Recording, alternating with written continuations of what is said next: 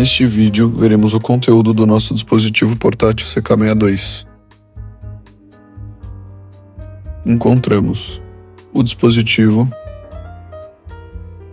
o guia de regulamentação, o handstrap, o cabo de comunicação USB e a bateria.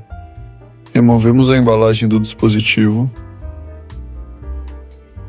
A bateria possui informações que indicam que precisa ser carregada antes do primeiro uso.